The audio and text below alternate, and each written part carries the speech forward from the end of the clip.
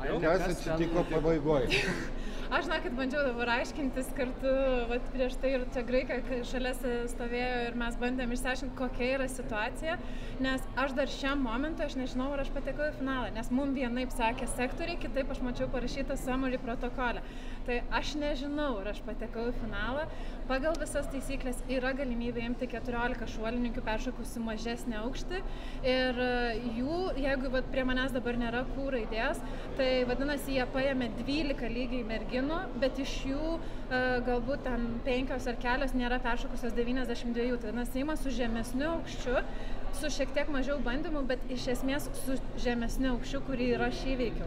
Tai pagal teisę viską aš turėčiau galimybę protestuoti, aš ir Graikė, ir jeigu mes protestuojam, aš manau, kad pagal visas istorinės, kiek yra buvę situacijų, turėtų patvirtinti protestą ir paimti 14 merginų, nes tiesiog yra nesąžininga, jeigu 12 merginų peršokė būtų 1,92 m, tai tuomet nėra ką sakyti, viskas mes neperšokom 92, 89, ačiū, 13 vieta, viso gero, bet šiuo metu ne visos peršoko 92 ir ima dalį merginų su 89, tai kaip ir nėra teisinga, kad įveikus tą patį aukštį, nesvarbu, kiek tu bandymų išeikoji, bet įveikiai tą patį aukštį ir vėlesnio jau nebeperšokai ir kad nepaimti finalą. Tai čia, manau, išėjus dabar iš šitos zonos, tiesiog eisim pas komandos vadovybės, tiek aš, tiek Graikė, kurios likom per 2 vietas už brūkšnio ir aiškinsimės, kokios yra galimybės teikti protestą ir bandyti išsireikalauti savo vietos pasaulyje.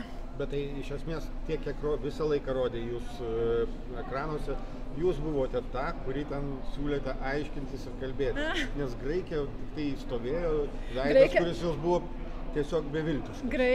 Graikė pabandė ir sako, ir priėjus po to prie manęs, sako, galbūt tu gali nueiti irgi pabandyti, nes matosi, kad mūsų sektoriaus teisėja nesileidžia jokias kalbas.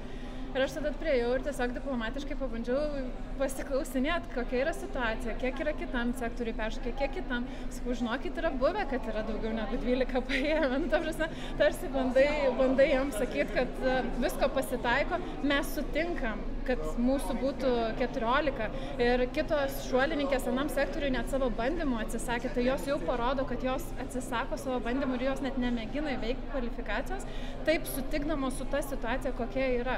Tai praktiškai yra Londono netgi olimpinėse žaidynėse buvę, kad mūsų berods irgi paėmė 14, kuomet 13 iš 14 atsisakėme paskutinių savo bandymų ties 1,95 m.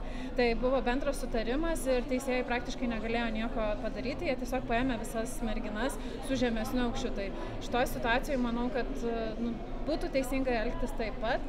Ir nežinau, kaip iš tikrųjų viskas čia galiausiai išsispręs, tai čia, manau, sužinosim artimiausių metų, jau gal ne šiąnakt, bet gal rytoj, bet manau, kad reikės tiesiog prašyti dėl protesto ir aiškintis, nes, vis tiek, aukštis yra peršoktas, kokių bandymų nėra svarbu, nes iš esmės tik 14 merginų tą aukštį ir tą sugebėjo įveikti, tai būtų sąžininga, jeigu jas visas ir paimtų.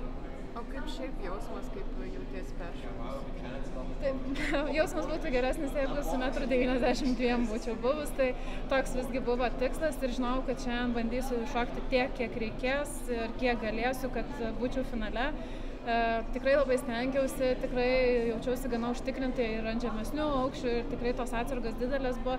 1,89 m bandymas tikrai buvo, aišku, galbūt, kad trečias, bet jau tikrai žinau, kad tą aukštį turiu įveikti ir jisai buvo su didelė atsarga, tai manau, kad šokti galiu, tik tai aukštis tokia yra nedėkinga rungtis, kad kartais tie bandymai lemia, kokioje tu vietoje esi ir nesvarbu, kad iki tol eini švariai, tiesiog po to gaunas kaip gaunas. Tai sakau, kol kas dar ginklų nesudedu ir žiūrėsim, kokia čia situacija ir manau, kad artimiausiu metu bus aišku. Ar ne, šalia vyrai diską mėtė, teko vieną akim užmest akį vieną pasižiūrėti? Teko ir žaibą teko duoti ir mes su Andrium dažniausiai nuo pačių mažų dienų kažkaip mums taip sutampa, kad mes vis dalyvavom.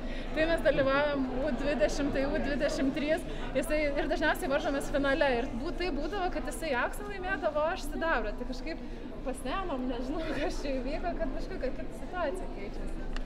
Tai va dėl to ir nelaimi medalį dabar, ką čia pridarei? Ką pridarei? Va dėl to aš ir nieko nelaimiau šią?